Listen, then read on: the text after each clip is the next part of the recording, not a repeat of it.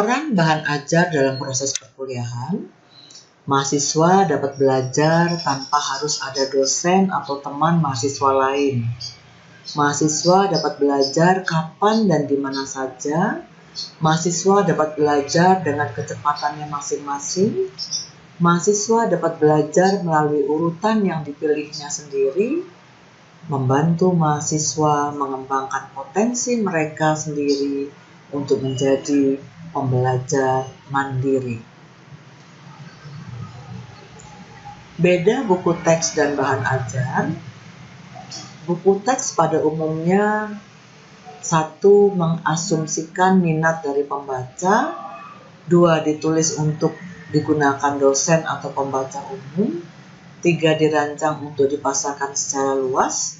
Dan empat, tidak selalu menjelaskan tujuan instruksional. Sedangkan bahan ajar pada umumnya satu, menimbulkan minat dari pembaca. Dua, ditulis dan dirancang untuk digunakan mahasiswa. Tiga, disusun berdasarkan pola belajar yang fleksibel. Empat, menjelaskan tujuan instruksional. Beda buku teks dan bahan ajar berikutnya, yang kelima, disusun secara linier untuk buku teks. 6, struktur berdasarkan logika bidang ilmu atau konten. 7, belum tentu memberikan latihan. 8, tidak mengantisipasi kesulitan belajar mahasiswa. Sedangkan bahan ajar, bedanya yang kelima, disusun tidak linier. Keenam, struktur berdasarkan kompetensi akhir yang akan dicapai. 7, terfokus pada pemberian kesempatan mahasiswa berlatih.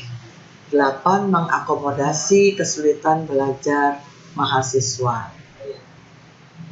Buku teks yang ke-9, bedanya belum tentu memberikan rangkuman.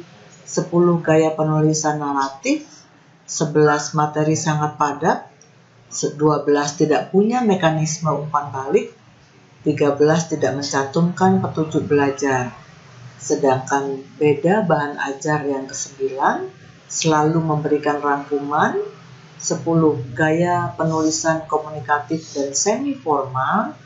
11, materi tidak terlalu padat karena dikemas untuk proses instruksional. 12, banyak mekanisme untuk mendapatkan umpan balik dari mahasiswa. 13, mencantumkan petunjuk belajar.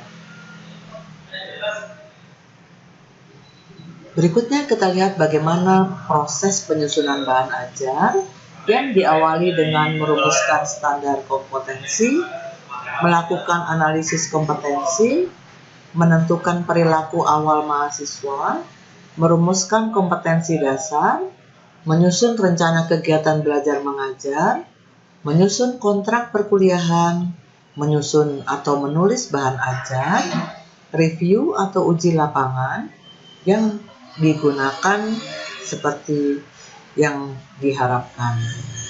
Model bahan ajar, menulis sendiri, mengemas informasi, bisa berlaku atau dilakukan berdasarkan kompilasi, dan sebagai panduan untuk buku teks. Prosedur menulis sendiri, asumsinya adalah dosen merupakan pakar dalam bidang ilmu tertentu. Dosen mempunyai kemampuan menulis, dosen mengerti kebutuhan mahasiswa dalam ilmu tersebut. Bahan ajar ditulis berdasarkan peta kompetensi, silabus, kontrak perkuliahan. Sedangkan berikutnya prosedur pengemasan kembali informasi yang sudah ada di pasaran dikumpulkan berdasarkan kebutuhan, apakah itu berupa SK, KD, silabus, dan kontrak kuliah. Kemudian informasi tersebut disusun kembali atau ditulis ulang dengan gaya bahasa dan strategi yang sesuai untuk menjadi bahan ajar, kemudian ditambahkan kompetensi yang akan dicapai, bimbingan belajar bagi mahasiswa, latihan, tes formatif, dan umpan balik. Prosedur kompilasi, kumpulkan seluruh buku, artikel, jurnal ilmiah, dan sumber acuan lain yang digunakan dalam mata pelajaran seperti tercantum dalam daftar pustaka di silabus. Kemudian tentukan bagian-bagian buku, artikel, jurnal ilmiah, dan bagian dari sumber acuan lain yang digunakan per materi pokok sesuai dengan silabus. Fotokopi seluruh bagian dari sumber yang digunakan per materi pokok sesuai dengan silabus. Berikutnya, prosedur kompilasi. Pilihlah hasil fotokopi tersebut berdasarkan materi pokok sesuai dengan silabus. Buatlah atau tulislah halaman penyekat bahan untuk setiap materi pokok.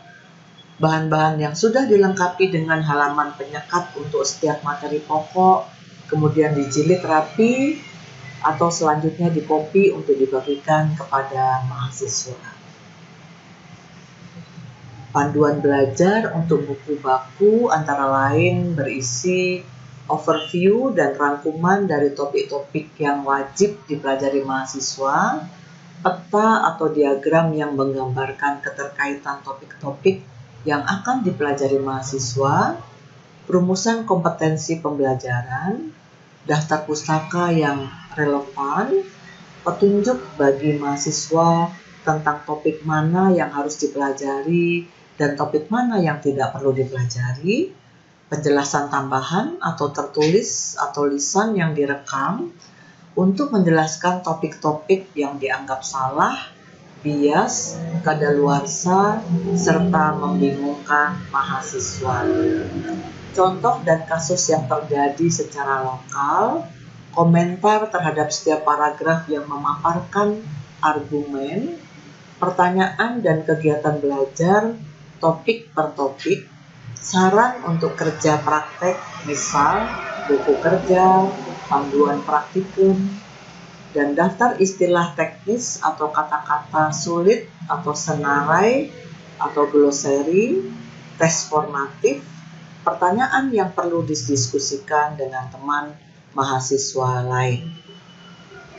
Berikutnya ini adalah skema alur pembuatan dan penggunaan buku yang diawali dengan proses penelitian, artikel, buku referensi, majalah, ya, kemudian referensi, penelitian dan hasil penelitian.